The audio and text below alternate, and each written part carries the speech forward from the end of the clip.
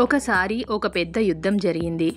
చిన్న సైన్యంతో ఒక రాజు, పెద్ద సైన్యంతో ఒక రాజు యుద్ధం చేశారు. ఎవరి శక్తి కొలది వారు పోట్లాడారు.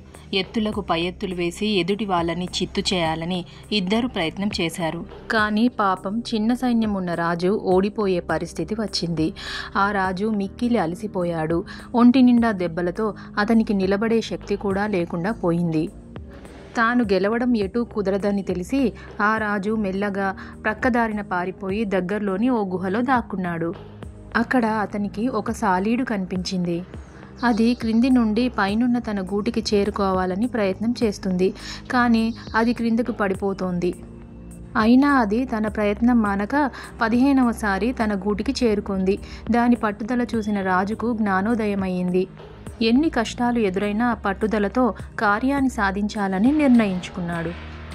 ఈసారి తప్పక శత్రువును ఓడించి తీరాలి అని గట్టిగా నిర్ణయించుకొని మళ్ళీ ఆ పెద్ద రాజుతో యుద్ధం చేయడం మొదలుపెట్టాడు. చిన్నరాజు సైనికులకు తగిన శిక్షణ ఇవ్వడం చేత వాళ్ళు సులభంగా శత్రువులను మట్టి కరిపించారు. పెద్ద సైన్యం గల రాజే చివరికి ఓడిపోయాడు. చిన్నరాజు విజేత అయ్యాడు. ఇందులో నీతి ఏంటంటే జయం పొందాలంటే మళ్ళీ ప్రయత్నించాలి.